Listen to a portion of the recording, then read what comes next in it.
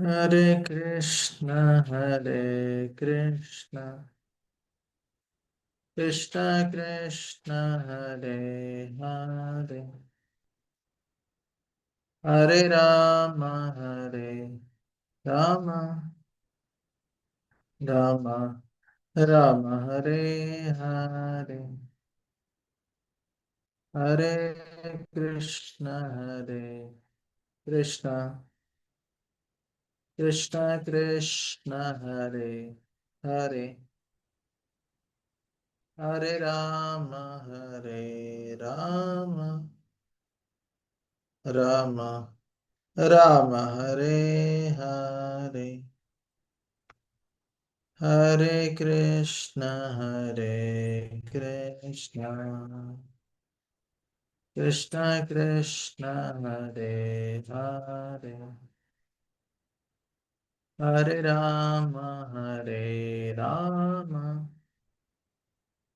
राम राम हरे हरे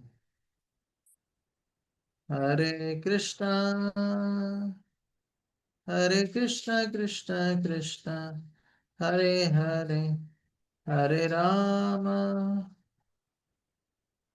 राम राम हरे हरे हरे कृष्ण कृष्ण कृष्ण हरे हरे हरे राम राम राम हरे हरे हरे कृष्ण कृष्ण कृष्ण हरे हरे हरे राम राम राम हरे हरे हरे कृष्ण कृष्ण कृष्ण हरे हरे हरे राम राम राम हरे हरे युग धर्म श्री हरे राम संकीर्तन की जय। श्रील प्रभुपाद की जय। सामवेद गौर भक्त वृंद की जय। ताय गौर प्रेमानंदे हरि हरि बोल। ओम अज्ञानतिमिरन्दस्य ज्ञानाञ्जनशलाकया चक्षुरुन्मिलितं येन तस्मै श्रीगुरवे नमः। नमो विष्णुपादाय कृष्णप्रेष्ठाय भूतले श्रीमते भक्तिवेदान्त स्वामिन्निति नाथे। नमस्ते सरस्वते देवे गौरवाणी प्रचारिणे निर्विशेष शून्यवादी पाश्चात्यदेशतारिणे। जय श्री कृष्ण चैतन्य प्रभु नित्यानंद श्री अद्वैत गदाधर श्रीवासादि गौर भक्तवृंद। हरे कृष्णा कृष्णा कृष्णा हरे हरे हरे राम राम राम हरे हरे।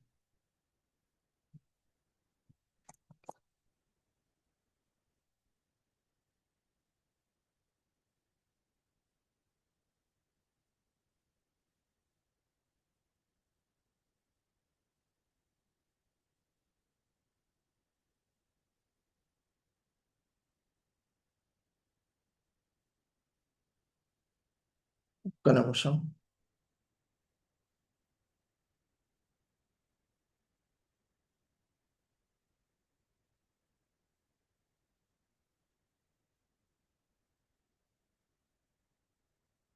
అచ్చా.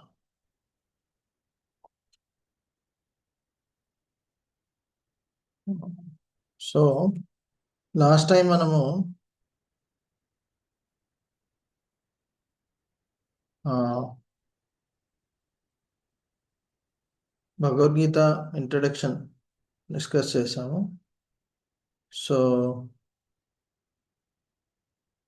దయచేసి ఎవరైనా దాని గురించి కొంచెం క్లుప్తంగా చెప్పగలుగుతారా? లాస్ట్ టైం ఎవరైతే క్లాసులో ఉన్నారో చేతులు లేపగలుగుతారా ఎవరైనా? ఎవరికైతే అంటే గుర్తుందో వాళ్ళు చెప్పవచ్చు.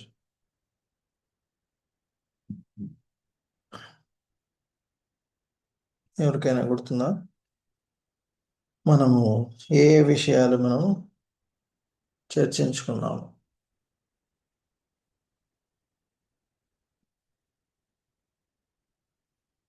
ఓకే, యా చెప్పండి. బృహతి అన్మ్యూట్ చేసి చెప్పండి.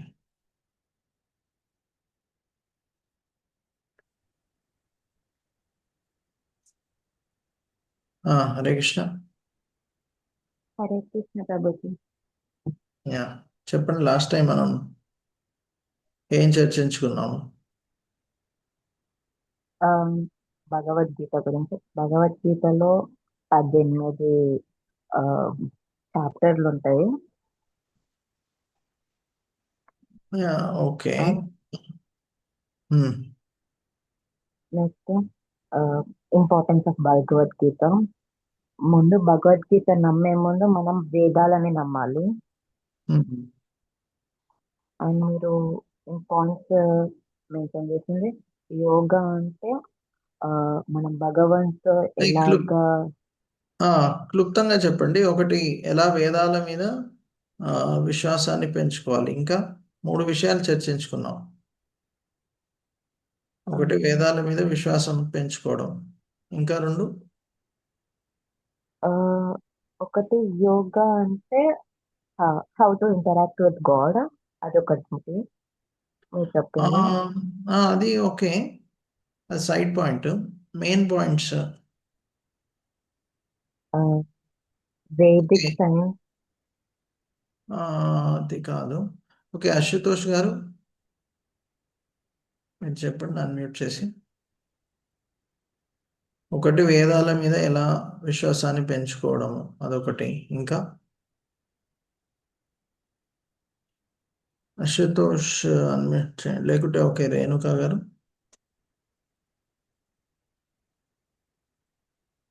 అన్మ్యూట్ చేయగలేకపోతున్నారా? అన్మ్యూట్. ఆయుర్వేదం గురించి, వాస్తు శాస్త్రం, ఆ, యోగా. అది అది ఓకే. అంటే అవి వేదాల మీద విశ్వాసం ఎలా పెంచుకోవడం, దాంట్లో అది చర్చించాము.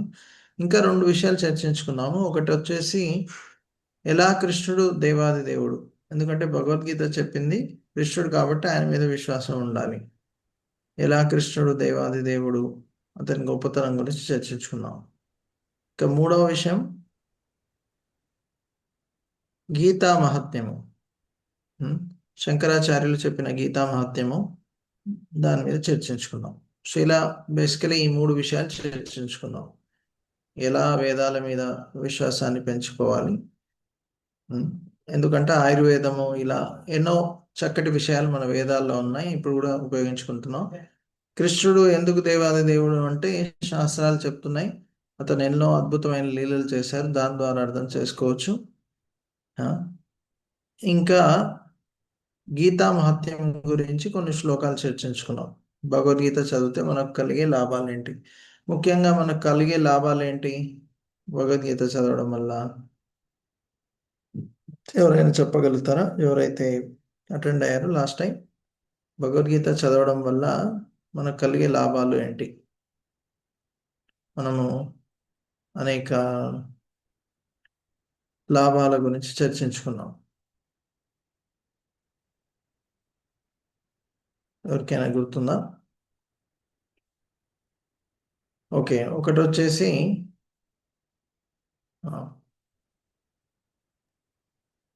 చెప్పండి. గత జన్మల దుష్కర్మలు తొలగిపోతాయి గీతా చదవడం. ఓకే. ఇటు యొక్క భౌతిక జీవితం యొక్క మలినాలు నశించిపోతాయి. ఓకే, యా ఈ మహాభారతంలోనే ఒక అమృత భాండం అని ఉపదేశించారు. Yeah so correct. ఎన్నో జన్మల కర్మబంధనాల నుంచి బయటపడవచ్చు. ఎవరైతే దీన్ని గంభీరంగా స్వీకరిస్తారో శోకము, మోహము, భయము వీటి నుంచి కూడా బయటపడవచ్చు. ఓకే, సాహితీ రాజు గారు మీరు.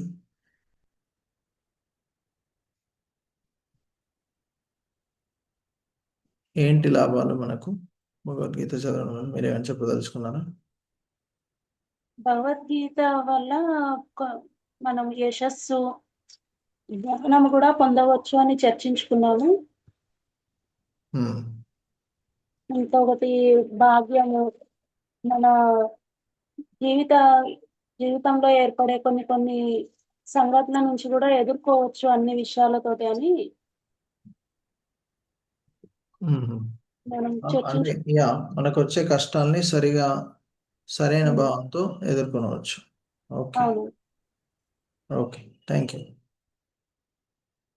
సో ఈరోజు ఇంకో 2 శ్లోకాల గీతా మహాత్మ్యం నుంచి చర్చించుకొని ఇప్పుడు మొదటి అధ్యాయానికి వెళ్దాం. ఓకే, సో నాతో పాటు చెప్పడానికి మీరు ప్రయత్నం చేయండి ఈ శ్లోకాల్ని.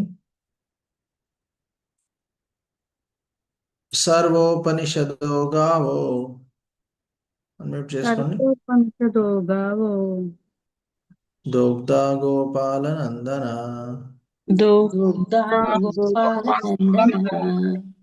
పార్థో వత్స సుధీర్భోక్త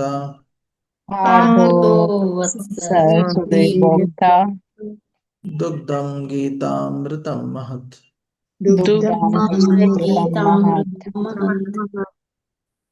యా, ఎవరైనా ఒకరు చదువుతున్నారా? దయచేసి చేతులు లేపండి ఎవరైతే చదవదలుచుకున్నారో. దాని అర్థం శారదాదేవి గారు, యా చదవండి. సర్వోపనిషత్తుల సారమైన భగవద్గీత గోవు కాగా గోపాలునిగా ప్రసిద్ధిగాంచిన శ్రీకృష్ణ భగవానుడు ఆ గోవు నుండి క్షీరమును పితుకువాడు. అర్జునుడు దూడగాగా పండితులు మరియు శుద్ధభక్తులు ఏమైనా భగవద్గీత క్షీరమును పానము చేయువారై ఉన్నారు. సో ఇక్కడ భగవద్గీతని గోతో పోల్చారు. కృష్ణుణ్ణి ఆ గోవు యొక్క పాలని తీసే గోపబాలుడుగా పోల్చారు. అర్జునుణ్ణి దూడతో పోల్చారు. కరెక్ట్. సో మనము అప్పుడప్పుడు అనుకుంటాము ఏమని, అర్జునుడు ఎంతో భాగ్యశాలి, అతనికి స్వయంగా కృష్ణుడే వచ్చి భగవద్గీత చెప్పాడు. అదే కృష్ణుడు నాకు కూడా వచ్చి చెప్తే నేను ఈ భగవద్గీతని గంభీరంగా తీసుకుంటానని అనుకుంటాం. యాక్చువల్గా ఎలా అయితే అర్జునుడికి లాభం దొరుకుతుందో అదే లాభం మనకు కూడా దొరకవచ్చు. మనం భగవద్గీత ఒక గురు శిష్య పరంపరలో సరిగా నేర్చుకుంటే ఏదైతే అర్జునుడికి లాభం దొరుకుతుందో అదే లాభం మనకు కూడా దొరుకుతుంది. అర్జునుడు దూడతో పోల్చారు. శుద్ధ భక్తులు ఎవరైతే ఆ భగవద్గీతను నేర్చుకుంటున్నారో వారు కూడా ఆ పాలు దొరుకుతాయి, ఆ గీతాసారం. సో మన ఉత్సాహంతో ఈ భగవద్గీతని పఠనం చేస్తే సేమ్ అర్జునుడికి ఏదైతే లాభం దొరికిందో అదే లాభం మనకు దొరుకుతుంది. నెక్స్ట్, ఏకం శాస్త్రం దేవకీ పుత్ర గీతం.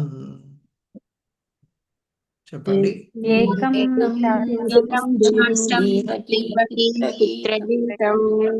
ఏకో దేవో దేవకీ పుత్ర ఏవ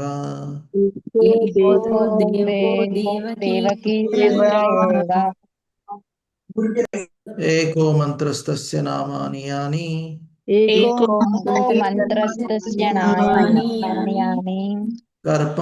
కర్మాప్యేక్యం తస్య దేవస్య సేవా.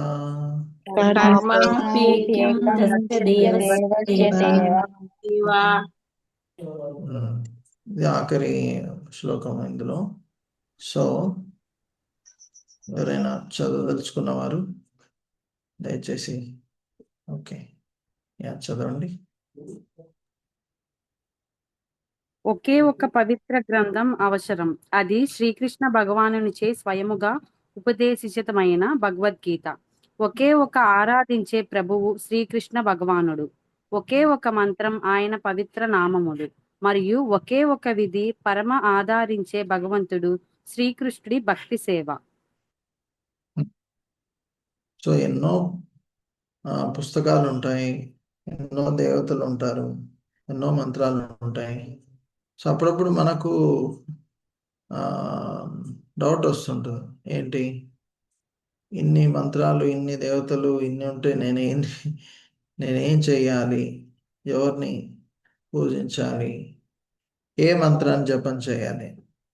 సో అందుకే ఇక్కడ శంకరాచార్యులు క్లియర్గా చెప్తున్నారు, మీరు భగవద్గీత చదివితే చాలు, శ్రీకృష్ణుని ఆరాధిస్తే చాలు.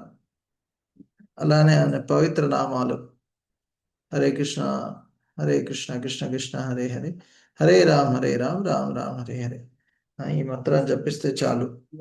అలానే శ్రీకృష్ణుడి యొక్క సేవలో నిమగ్నం అయితే చాలు అని చెప్తున్నారు. సో ఇది మనం మన మనసులో పెట్టుకొని ఆయన సేవ చేయడానికి మనం ప్రయత్నం చేయాలి. సో ఈ మొదటి అధ్యాయం యొక్క సమీక్ష.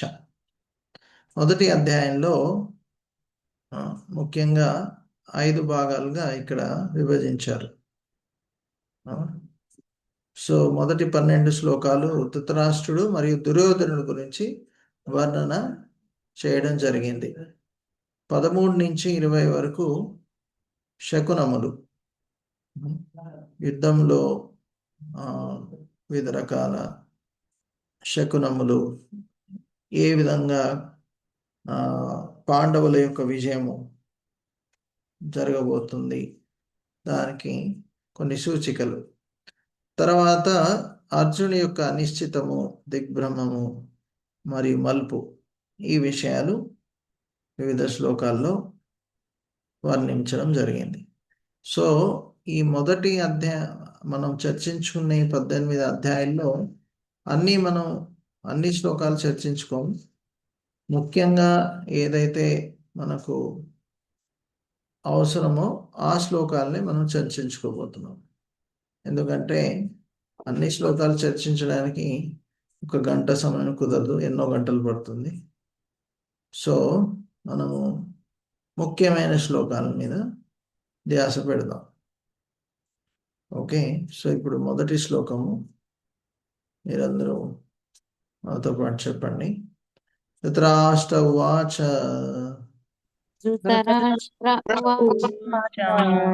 ధర్మక్షేత్రే కురుక్షేత్రే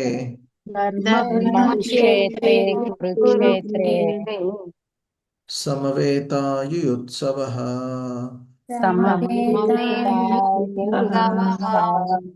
మామకా పాండవశ్చైవ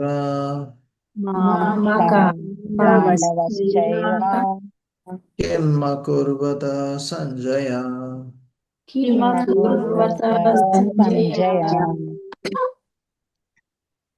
ఓకే, మీలో ఎవరైతే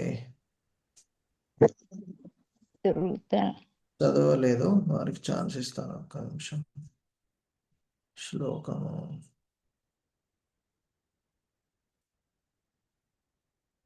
ఓకే, చదవండి.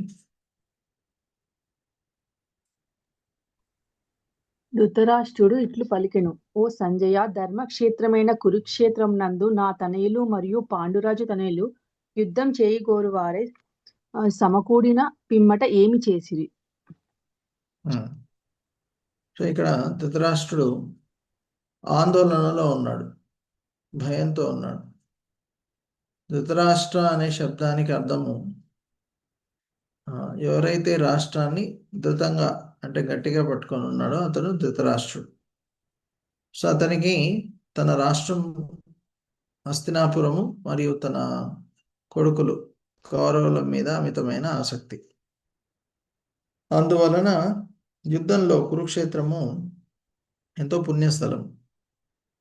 సో పుణ్యస్థలంలో ధర్మస్థాపన జరుగుతుంది కాబట్టి అందుకే సంజయుడు ఆ, సంజయుడిని అతను అడుగుతున్నాడు, ఈ ధర్మక్షేత్రమైన కురుక్షేత్రంలో తన కుమారులు పాండు కుమారులు ఇద్దరు వచ్చాక ఏం జరిగింది అక్కడ.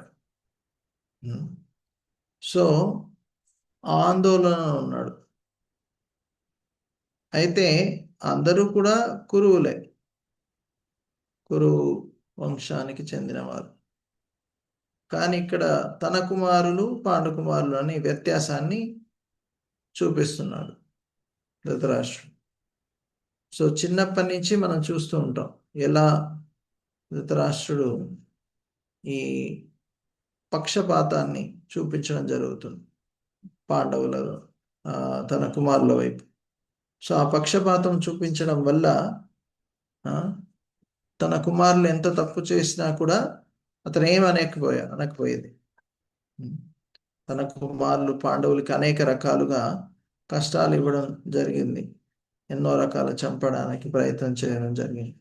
అయినా కూడా తన కుమారుల మీద ఆసక్తితో ఉండేవారు. హరే కృష్ణ. సో తన కుమారుల మీద అమితమైన ఆసక్తితో ఉండడం వల్ల వారు ఎంత తప్పు చేసినా కూడా ఏమనకపోయేవారు. సో అది పరిస్థితి. సో అందుకే ఇక్కడ భయంతో ఉన్నాడు. ఎందుకు? ఆ ధర్మక్షేత్రమైన కురుక్షేత్రంలో ఏం జరగబోతుంది, ఆ కుమారులు ఏమైనా ఓడిపోతారా అనే స్థితిలో ఉన్నాడు. సో ఈ మొదటి శ్లోకంలో ధృతరాష్ట్రుడి యొక్క మనోస్థితిని చూడవచ్చు. తర్వాతి కొన్ని 7-8 శ్లోకాల్లో మనం దుర్యోధనుని యొక్క మనోస్థితిని చూడవచ్చు. సో కురుక్షేత్రంలో ఎన్నో రకాల ఆధ్యాత్మిక కార్యక్రమాలు, యజ్ఞాలు జరగడం వల్ల అక్కడ ధర్మం యొక్క స్థాపన జరుగుతుంది. అందుకే అతను భయంతో ఉన్నాడు. సో ఎప్పుడైతే అధర్మాన్ని పాటిస్తారో వారికి భయము, సంశయము ఇది తప్పకుండా ఉంటుంది. సో ధృతరాష్ట్రుడి యొక్క మనోస్థితి ఇది: పక్షపాతము, భయపూరితము, సంశయాత్మకం. సో మనలో భౌతిక ఆసక్తులు ఉంటే ఈ కష్టాలు తప్పవు. మనం కూడా చూడవచ్చు, ఒకవేళ ఎవరైనా చాలా భౌతిక ఆసక్తులతో ఉన్నారనుకోండి, వారికి భయము, ఆందోళన, పోవాలని ప్రయత్నం చేసినా కూడా నిద్ర ఉండకపోవచ్చు. సో అదే ఇక్కడ ధర్మక్షేత్రము పుణ్యస్థానము కాబట్టి వారు ఆ తీర్థస్థలం యొక్క ప్రభావం వల్ల కౌరవులు యుద్ధాన్ని ఆపేసి వారితో రాజీ పడతారా అని అతను బెంగపడుతున్నాడు. సో అందుకే ప్రశ్న అడుగుతున్నారు. సో తన పుత్రులే కౌరవులు, పాండవులు కారు. నేను నాది అనే మనస్తత్వం. సో ఎవరైనా ఇలా పక్షపాతము చూపిస్తే సాధారణంగా ఏం జరుగుతుంది? ఇప్పుడు స్కూల్లో ఉదాహరణకి ఎవరైనా టీచర్ పక్షపాతం చూపిస్తున్నారు అనుకోండి, అప్పుడు ఏం జరుగుతుంది? పిల్లలు వారి మీద విశ్వాసాన్ని కోల్పోతారు. కరెక్ట్? సో అలానే ఇక్కడ ఒక రాజు లేకుంటే ఒక లీడర్ ఇలా పక్షపాతాన్ని చూపించడం వల్ల తన యొక్క ప్రజలలో ఉన్న విశ్వాసాన్ని, తన మీద ఉన్న విశ్వాసాన్ని కోల్పోతారు. సో ఈ పక్షపాత ధోరణి ఎందుకు ఉంటుంది? ఆసక్తి వలన ఉంటుంది. కాబట్టి ఈ ఆసక్తిని తొలగించుకోవాలి.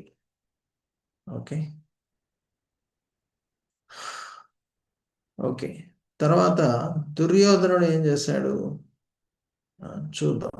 ఎంతో చతురతతో ఏం చేశాడో ఈ శ్లోకంలో మనం చదివితే అర్థమవుతుంది. అతను ద్రోణాచార్యుడి దగ్గరికి వెళ్ళి ఏమని కోరుకుంటాడో ఇప్పుడు మనం చూద్దాం. పశ్యైతాం పాండుపుత్రానాం, చెప్పండి. పశ్చాత్యాం పాండుపుత్రాణం ఆచార్య మహతిం చమం ఆచార్యమహితిం చమం వ్యూఢం ద్రుపదపుత్రేణ వ్యూఢం ద్రుపదపుత్రేణ తవ శిష్యేన ధీమత.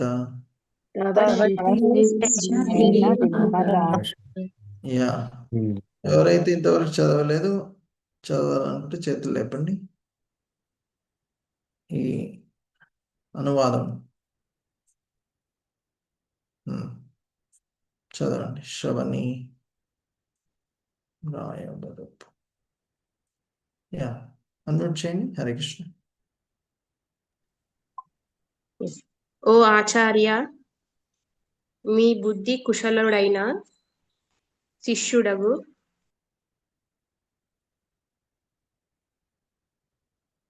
ద్రుపద తనయునితో.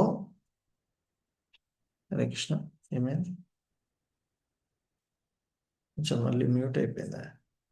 యా, అన్మ్యూట్ చేయండి. మ్యూట్ అయిపోయిందండి. ఓ ఆచార్య, మీ బుద్ధి కుశలుడైన శిష్యుడగు ద్రుపద తనయునితో దక్షతగా ఏర్పాటు చేయబడిన పాండుసుతుల గొప్ప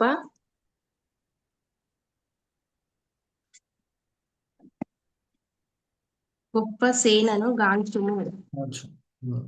అయితే ఇది దుర్యోధనుడు ఎక్కడికి వెళ్ళాడు? ద్రోణాచార్యుడి దగ్గరికి వెళ్ళి ఈ విధంగా చెప్తున్నాడు.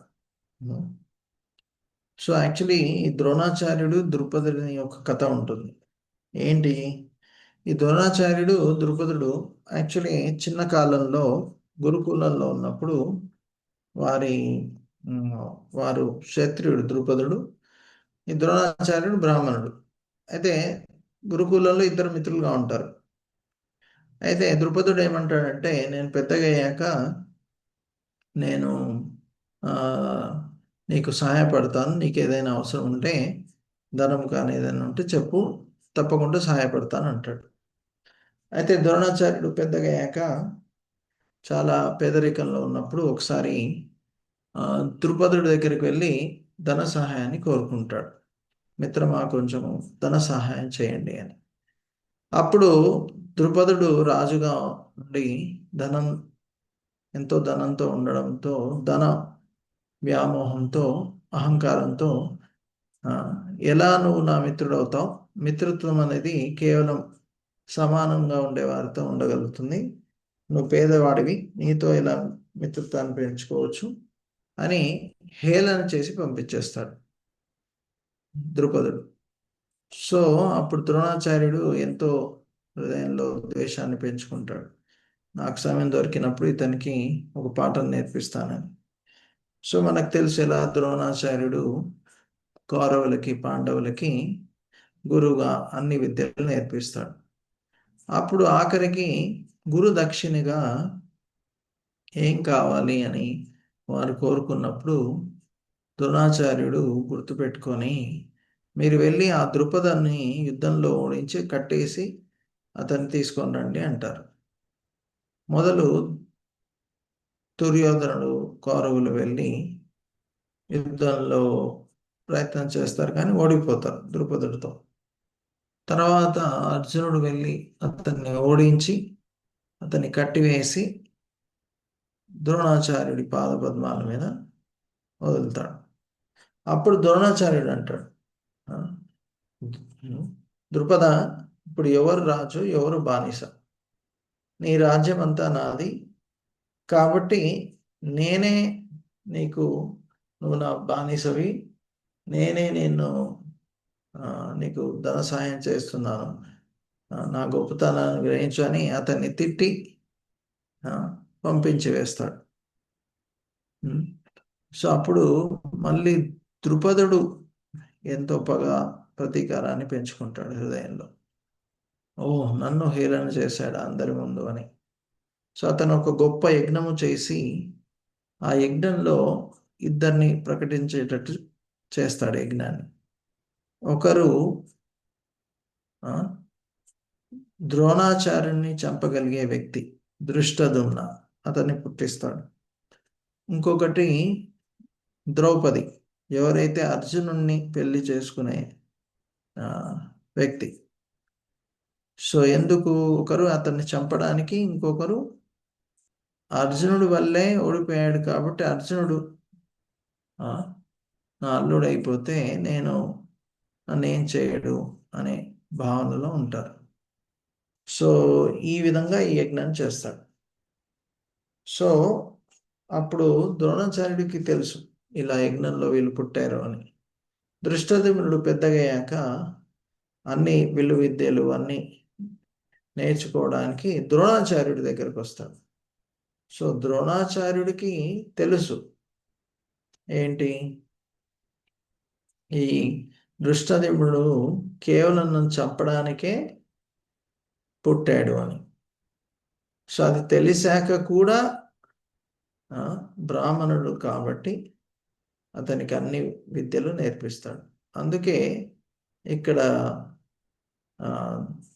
దుర్యోధనుడు హేళన చేస్తున్నాడు, అయ్యా నువ్వు అనవసరంగా ఆ దృష్టద్యుమ్నుడికి అన్ని విద్యలు నేర్పించావు.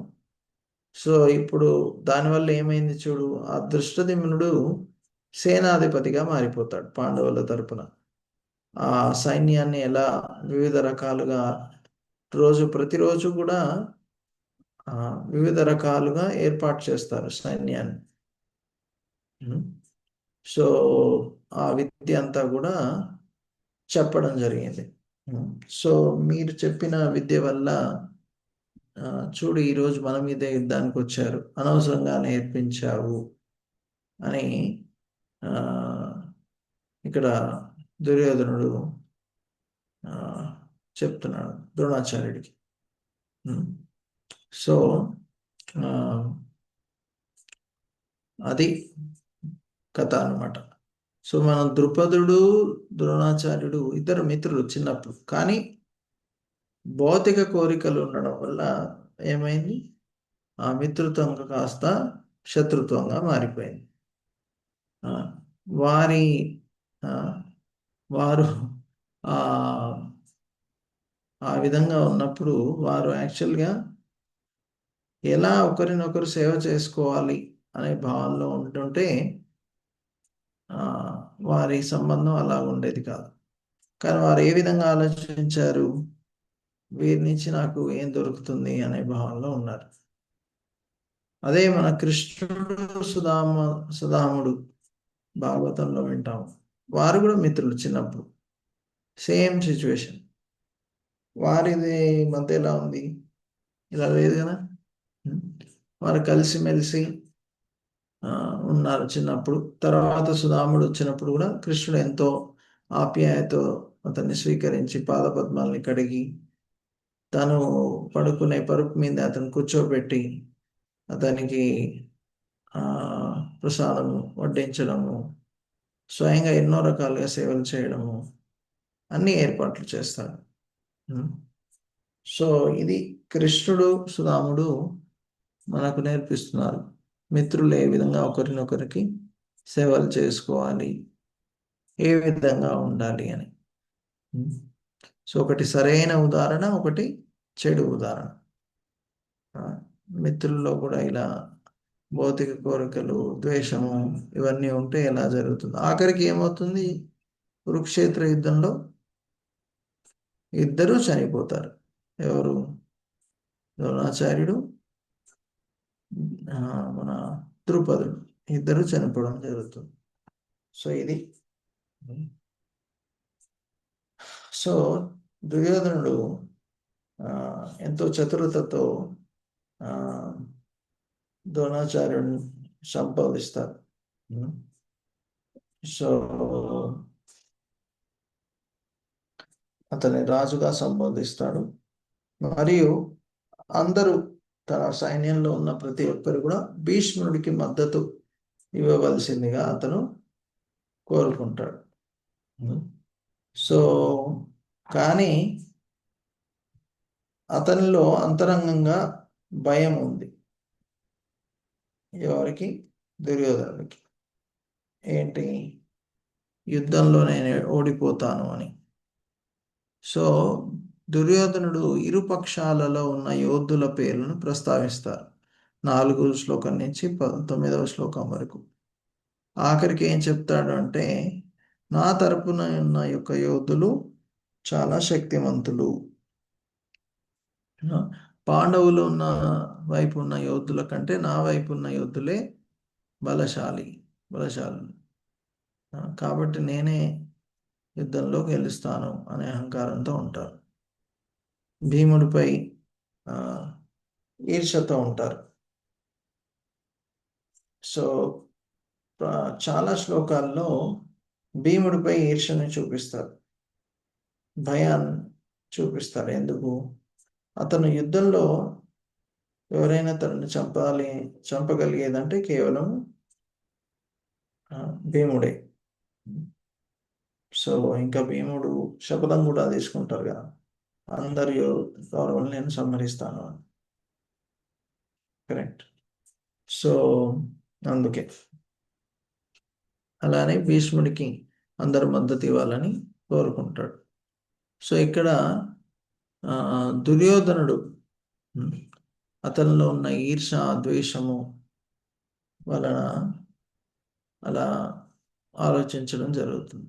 ఎవరి తరపున ఎక్కువ మంది, ఎవరు తక్కువ ఉన్నారు, ఆ భావనలో ఆలోచిస్తున్నాడు.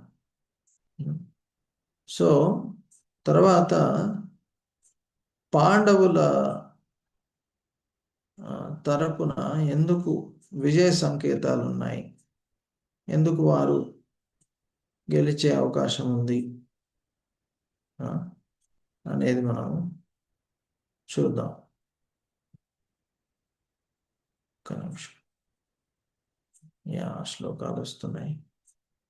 సో పాండవుల యొక్క విజయ సంకేతాలు ఏంటి? ఒకటి వచ్చేసి కృష్ణుడు ఎక్కడైతే ఉంటాడో అక్కడ విజయం తప్పకుండా ఉంటుంది. ఆ శ్లోకం వస్తుంది కొద్దిసేపు అయినాక. అలానే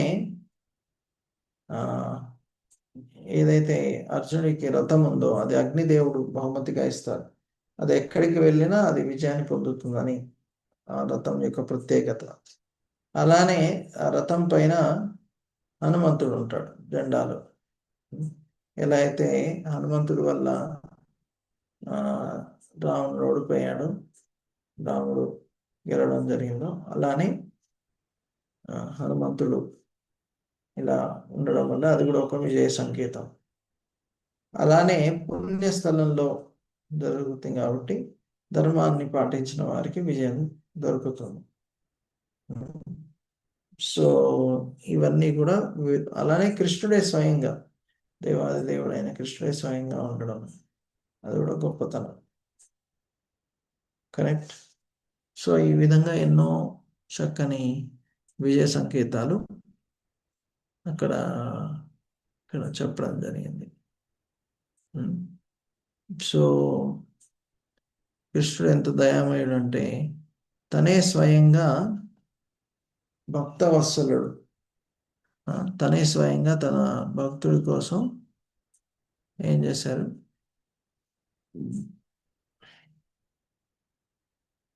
రథసారథిగా మారిపోయారు. కరెక్ట్. రథసారథిగా మారడం అంటే చాలా నమ్రమైన పరిస్థితి. యుద్ధంలో ఎడమ కుడి వైపు వెళ్ళాలంటే కాళ్ళతో కొట్టేవారు. సో అలాంటి నమ్రమైన స్థానాన్ని తీసుకున్నారు ఎవరు? కృష్ణుడు. సో అందుకే తప్పకుండా విజయాన్ని పొందుతారని చెప్పడం జరిగింది. సో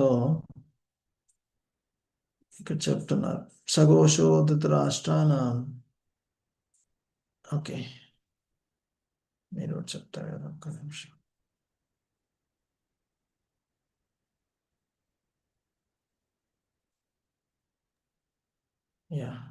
చెప్పండి అందరూ. సఘోషో ధృతరాష్ట్రాన దార్శనికానాం హృదయాని వ్యధారయత్ హృదయారయత్ నభశ్చ పృథ్వీం చైవ పృథ్వీచైవ దిములోభ్యాను నాదయన్. తుములోభ్యానాదయాన్. ఇక్కడ ఓకే, ఎవరైతే చదవలేదో వారికి ఛాన్స్ ఇద్దాం. ఎవరు చదవలేదు? ఓకే, సింధు వారు చదవండి.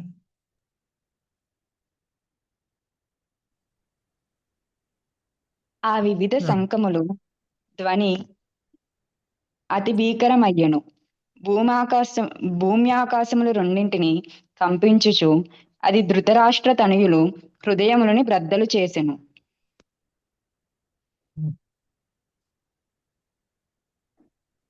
సో ఇక్కడ యాక్చువల్గా పాండవులు తర్వాత కౌరవులు ఇద్దరు కూడా శంఖాన్ని వదులుతారు. అయితే ఆ శంఖాలు ఊదినప్పుడు ధృతరాష్ట్రుడి యొక్క పుత్రులు కౌరవుల యొక్క హృదయాలు బద్దలు అయినని చెప్పారు. మరి పాండవుల యొక్క హృదయం ఎందుకు బద్దలు కాలేదు? ఎందుకంటే ఎవరైతే అధర్మాన్ని పాటిస్తున్నారో వారి హృదయాలే ఆ విధంగా బద్దలు, అంటే ఎవరైతే పాటిస్తలేరో వారి హృదయాలు బద్దలయ్యాయి. పాటించిన వారికి అలా ఏం కాదు, విషమించలేదు. సో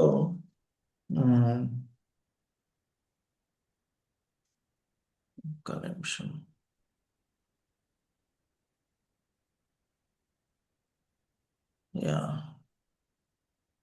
పాండవుల హృదయములు బద్దలు కాలేదు. ఎందుకు? కృష్ణుడి మీద వారికి విశ్వాసం ఉంది కాబట్టి. సో నెక్స్ట్, ఇది మొదటి అధ్యాయం శ్లోకం కాదు, కానీ ఎలా కృష్ణుడు ఉంటే మనం నిత్యము మనకు విజయమే పొందుతాము అనేది ఇక్కడ చెప్పడం జరిగింది. యత్ర యోగేశ్వర కృష్ణ. ఓకే, ఇది 18వ అధ్యాయంలో, బట్ ఎనీవే అందరు కూడా చెప్పవచ్చు. యత్ర యోగేశ్వర కృష్ణ.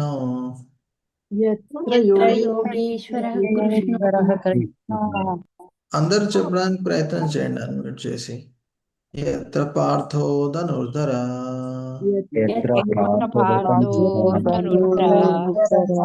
తత్ర శ్రీ విజయో భూతేర్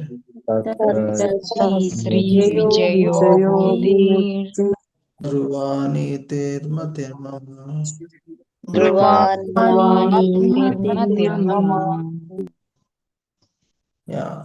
శ్లోకాలు చెప్పినప్పుడు అందరూ చెప్తే నేర్చుకుంటారు. ఈ సంస్కృతం యొక్క శ్లోకాలు ఆధ్యాత్మికమైన భగవద్గీత శ్లోకాలు, అది ఉచ్చరించడం వల్ల కూడా మనకు శుద్ధీకరణ అవుతుంది. స్లోగా ఆ శ్లోకాన్ని నేర్చుకుంటాం. ఎవరైనా చదువుతారా? చదివిన వారు ఒకసారి, ఎవరైనా చదవదలుచుకుంటే పేరు లేపండి, చేతులు లేపండి. గరంచని. హరే కృష్ణ ప్రభు, దండవతం.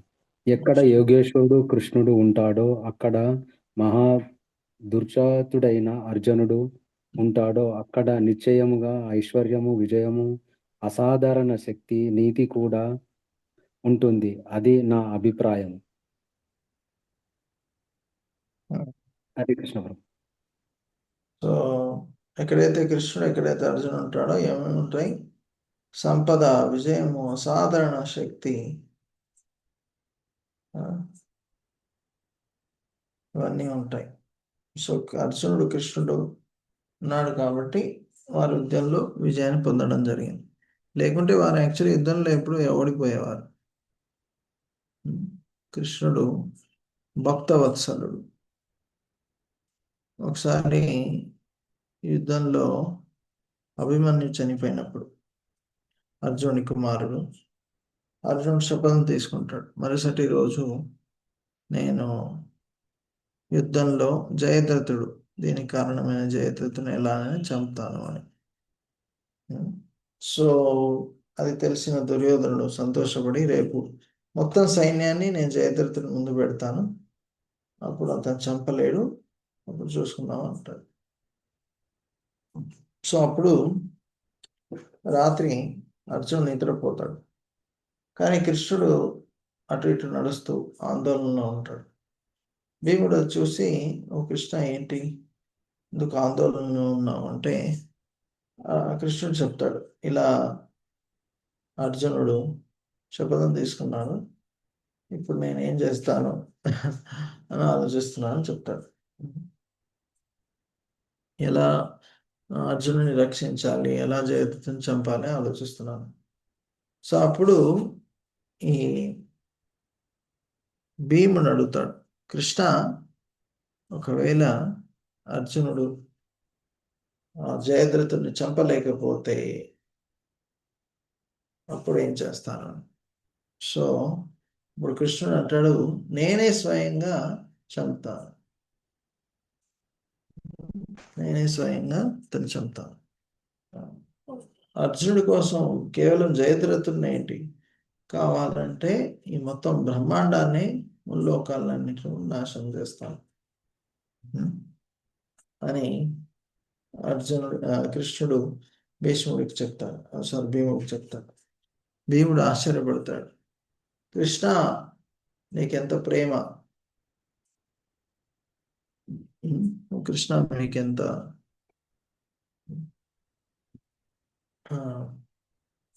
అని చెప్తాడు. సో మీకెంత ప్రేమ ఉంది అర్జునుడికి మీద. అప్పుడు ఎందుకు అని అడిగినప్పుడు కృష్ణుడు అతన్ని అర్జునుడి దగ్గరికి శరీరం దగ్గర తీసుకొని పోతాడు. సో అప్పుడు అర్జునుడు నిద్రపోతున్నప్పుడు కూడా కృష్ణ కృష్ణ కృష్ణ కృష్ణ అంటూ ఉంటాడు. ఓకే, సో ఆ విధంగా నిత్యం నా స్మరణ చేస్తున్నాడు, అందుకే నేను అతని అడుగుజాడల్లో ఉంటాను. సో నిత్యం నా ధ్యానం చేస్తున్నాడు కాబట్టి ఇలా నా ప్రియమైన భక్తుడు అంటాడు. సో చూడండి ఎలా కృష్ణుడు స్వయంగా తన భక్తుని రక్షిస్తున్నాడు. అలా యుద్ధంలో కూడా ఎన్నో రకాలుగా కృష్ణుడు రక్షించడం వల్లే అర్జునుడు గెలవగలిగాడు, లేకపోతే ఎప్పుడో ఓడిపోయేది. ఓకే, నెక్స్ట్ అర్జునుడు కృష్ణుని కోరుకుంటాడు, కృష్ణ నా రథాన్ని ఇరు సైన్యాల మధ్యలో ఉంచుము అని. కృష్ణుడు ఆ రథాన్ని ఎగ్జాక్ట్గా ద్రోణాచార్యుడు భీష్ముడు వీరున్న చోటికి తీసుకొని పోయి పెడతాడు. సో అప్పుడు అర్జునుడు ద్రోణాచార్యుడిని వీరందరినీ చూసి కొంచెం భయపడతాడు. భయపడం కాదు, అతని మనసులో దయాభావం వచ్చేస్తుంది. సో యుద్ధం ఎందుకు అనవసరంగా చేయాలి, వివిధ కారణాలన్నీ చెప్తాడు. యాక్చువల్గా చేయాలా వద్దా, ఎందుకు చేయాలి అనే భావనలో ఉంటాడు. Okay, next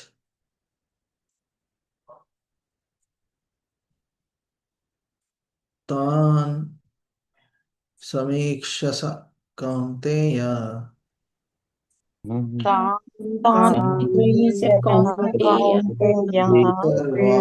బంధూనవస్థితాన్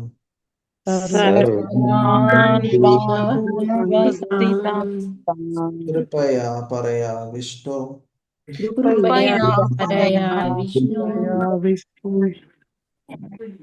విషీదాన్నీదమబ్రవీత్.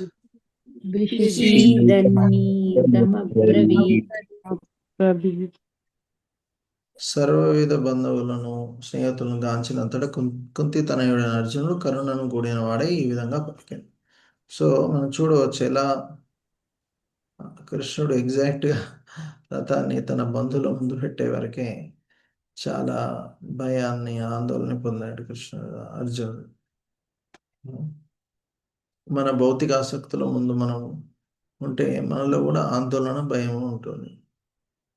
సో నెక్స్ట్ దివ్రము తన స్వజనులు చూసి, అయ్యో నేను పితామహుడైన భీష్ముడితో ఎలా యుద్ధం చేయగలను, నా తండ్రి లేకున్నా ఇతనే తండ్రిలాగా చూసుకున్నాడు ధృతరాష్ట్రుడు, అలానే ద్రోణాచార్యుడు నాకు అన్ని విద్యలు నేర్పించిన గురువు, అయ్యో అలాంటి గురువులు, తాతయ్యలు అయిన వీరితో ఎలా యుద్ధం చేయగలిగాను అని చెప్తారు.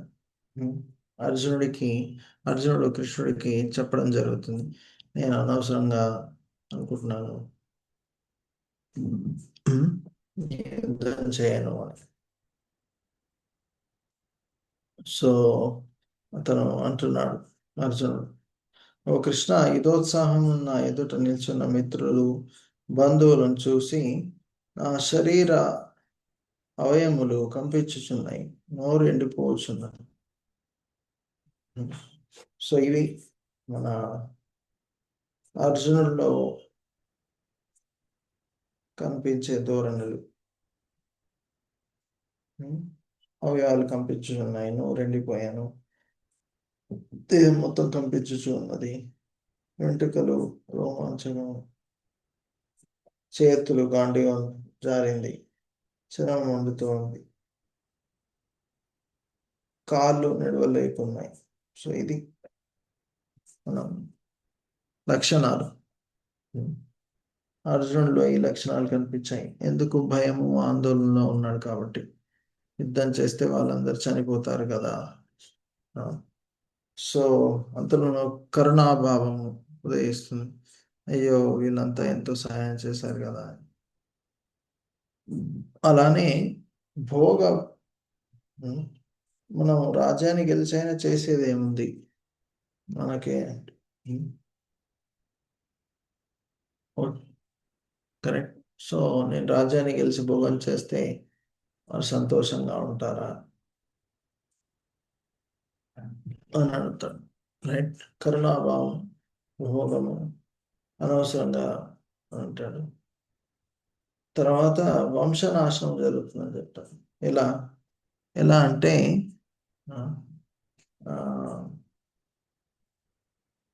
ఎప్పుడైతే తల్లిదండ్రులు, తండ్రి మరియు వారి కుటుంబ సభ్యులు మర్చిపోతే, చనిపోతే వంశం నాశనం అయ్యే అవకాశం ఉంది, రైట్. సో ఆ వంశంలో జరిగే అన్ని పద్ధతులు అన్నీ మర్చిపోవడం జరుగుతుంది. అలానే ఎంతో పాపము గురి అవుతానని చెబుతున్నాడు. సో అర్జునుడు ఇలా వివిధ కారణాలు చెప్తూ నేను యుద్ధం చేయనని చెప్తాడు. తన గాంధీవాన్ని పక్కన పెట్టేస్తాడు. సో కృష్ణుడు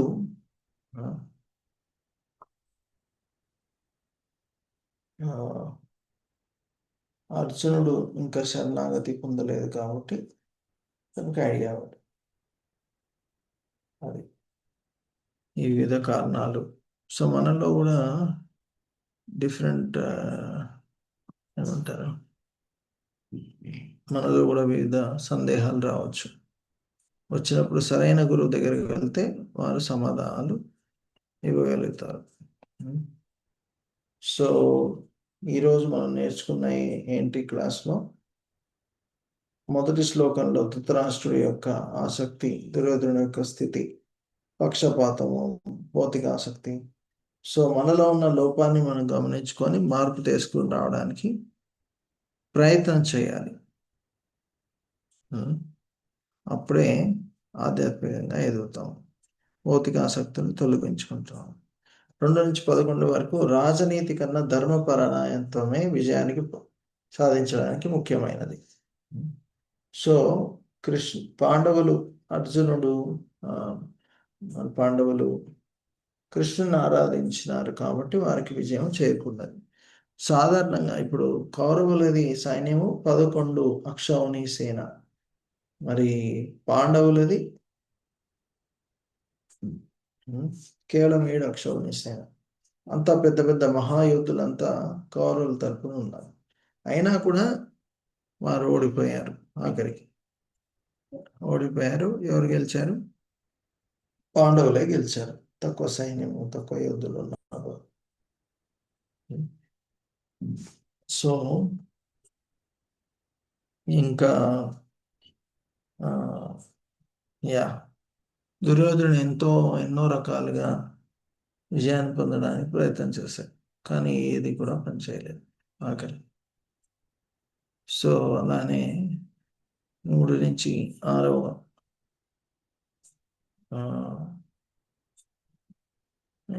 ఉన్నట్టుంది. సో ఎనివే ఇలా ఆ భౌతిక ఆసక్తుల్ని చూడడం వల్ల అర్జునుడు ఏం జరిగిందో మనం చూసాం. యుద్ధం ఎందుకు చేయను అని వివిధ కారణాలు ఇస్తాడు. ఓకే, సో ఇది ముఖ్యంగా మనం చర్చించుకున్న సమ్మరీ. ఓకే, ఈరోజు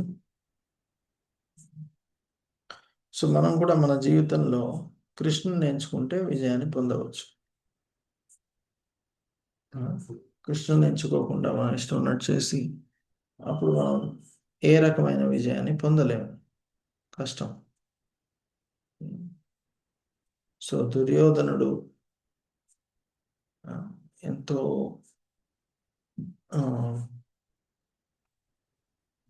కోపంతో లేకపోతే ద్వేషంతో ఉన్నారు, పక్షపాతంతో ఉన్నారు.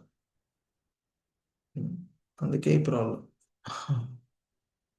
దుర్యోధనుడు, ధృతరాష్ట్రుడు వీళ్ళే మూల కారణం ఈ మొత్తం యుద్ధానికి. ఓకే, సో ఆ విజయ సంకేతాలు కృష్ణుడు ఉన్నాడు కాబట్టి ఇవన్నీ జరిగాయి. సో ఇది ముఖ్యంగా మొదటి అధ్యాయంలో చర్చించుకోవాల్సిన విషయాలు. కృష్ణుడు ఎలా భక్తవత్సలుడు అది కూడా చర్చించుకున్నాం. చాలా ముఖ్యమైన విషయం అది. మనందరికీ ఆ విశ్వాసం ఉండాలి. కేవలం అర్జునుడినే కాపాడుతున్నాడు, పాండవులనే కాపాడుతున్నాడు, మిగతా వాళ్ళు కాపాడుతలేరు అలా అనుకోకూడదు, తప్పు. ఓకే,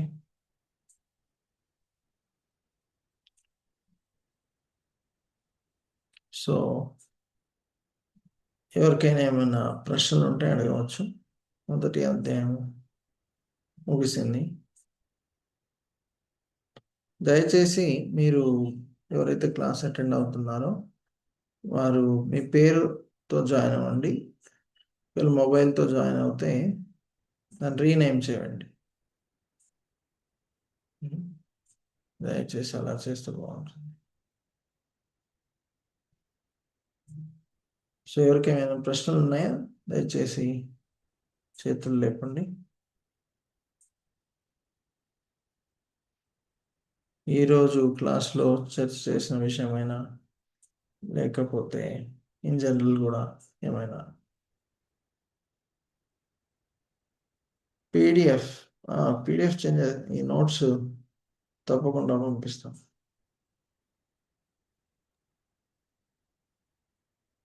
ఇంకెవరికైనా ప్రశ్నలు ఉన్నాయా? ఈరోజు క్లాస్లో మనం చర్చించుకున్న విషయాల మీద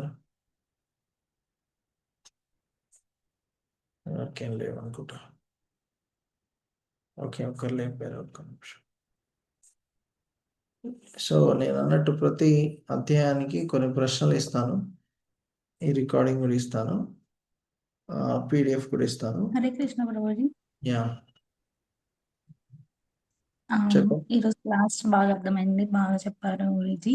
డౌట్ ఏంటంటే మీరు పీడిఎఫ్ వర్డ్ షేర్ చేశారు కదా క్వశ్చన్స్, అవి ఎలాగా నోట్ చేసి సెండ్ చేయాలా లేకపోతే లాస్ట్లో సెండ్ చేయాలా? అవి ఆన్సర్స్ ఎలా చేయాలి?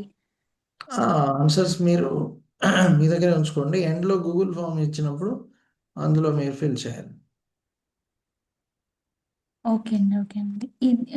ప్రభుజీ అలాగే ఇది ఓన్లీ సాటర్డే ఉంటుందా? కంటిన్యూస్ 18 సెషన్స్ అలా ఉంటాయా? ఓన్లీ శనివారం మాత్రమే. ఒకరోజు వారానికి. ఓకే ప్రభుజీ. హరే కృష్ణ. ఇంకెవరికైనా ప్రశ్నలు ఉన్నాయేమన్నా? హరే కృష్ణ కృష్ణ కృష్ణ హరే హరే, హరే రామ్ రామ్ రామ్ హరే హరే. సో ఈరోజు మనం క్లాస్లో చెప్పినట్టు యాక్చువల్గా ఈ హరే కృష్ణ మంత్రాన్ని మనం ఏకో మంత్ర నామాని అని, ఈ హరే కృష్ణ మంత్రాన్ని రోజు మీరు కనీసం ఒక 5 నిమిషాలైనా జపం చేయడానికి ప్రయత్నం చేయండి. చాలా సులువైన మంత్రం, కలియుగంలో ఎవరైనా దీన్ని చేయవచ్చు. హరే కృష్ణ కృష్ణ కృష్ణ హరే హరే, హరే రామ్ రామ్ రామ్ హరే హరే. సో ఈ మంత్రం జపం చేస్తే మనసు నియంత్రణలోకి వస్తుంది, మనసులో ఉన్న కల్మషాలు తొలగిపోతాయి, భగవంతుడి పట్ల భక్తి భావన ప్రేమ కూడా పెరుగుతుంది. సో కాబట్టి దయచేసి మీరు ఈ మంత్రాన్ని రోజు ఉదయం స్నానం చేశాక కేవలం ఒక 10 నిమిషాలైనా చేస్తే మీకు తప్పకుండా మంచి జరుగుతుంది. సో మీలో ఎంతమంది రోజు కనీసం ఒక 5 నిమిషాలైనా చేయగలుగుతారు ఈ హరే కృష్ణ మంత్ర జపం? ప్రయత్నం చేయొచ్చు. అంటే ఉదయం చేస్తే మంచిది, కాకపోతే ఎప్పుడైనా చేయవచ్చు. ఎందుకంటే కృష్ణుడు ఏమంటున్నాడు భగవద్గీతలో, సతతం కీర్తయంతో, నిత్యం అతని యొక్క కీర్తన ధ్యానము చేయాలని చెప్తున్నారు. సో రోజు ఒక 5 నిమిషాలు ఈ మంత్రాన్ని ఎవరైనా చిన్నగా చెప్పాలి, బయటికి చెప్పి వినడం అంతే. కూర్చోనైనా నిల్చోనైనా చేయవచ్చు. ఎవరైనా చేయదలుచుకున్నారా? చేతులు లేపండి. ఓకే, మాధురి గారు, రేణుక గారు, శ్రవణి, మాలతి గారు, హరీష్ గారు, సంతోష్ గారు, ఇంకా ఎవరైనా ప్రయత్నం చేయండి. ఇది పెద్ద కష్టం ఏం కాదు. భగవంతుడు మనకు ఎన్ని గంటలు ఇచ్చారు? 24 గంటలు ఇచ్చారు. యాక్చువల్లీ సమయం ఇచ్చింది భగవంతుడే. కరెక్ట్. సమయం ఎవరిది? సమయం ఎవరిది? సమయం భగవంతుడిది. యామిని గారు ఆల్రెడీ చేస్తున్నారంట. నైస్. సమయం ఎవరిది? సమయం ఇచ్చింది ఎవరు? సమయం ఇచ్చింది భగవంతుడు. సో భగవంతుడు సమయం ఇచ్చినప్పుడు మరి అది మనం భగవంతుడి సేవలో పెట్టాలి కదా. సో భగవంతుడి సేవలో పెడితేనే మనకు మనకిచ్చిన ఈ శరీరానికి నిజమైన సరిగా ఉపయోగించినట్టు. సో మీరు ఒక వారం చేసి చూడండి, మీకే తెలుస్తుంది ఎలా ఇది చేయడం వల్ల ఎంత జీవితంలో ఎంత మార్పు వస్తుందని. ఈ హరినామం భగవంతుడు వేరు కాదు, ఇద్దరు ఒకరే. సో అది. సో ఇంకెవరికైనా ప్రశ్నలు ఉన్నాయా?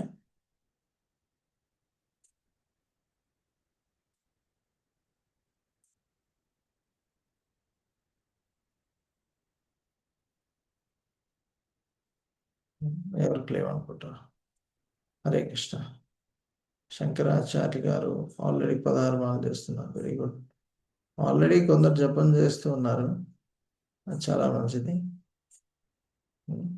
కానీ జపం చేసేవారు చక్కగా ధ్యానపూర్వకంగా చేయడానికి ప్రయత్నం చేయండి.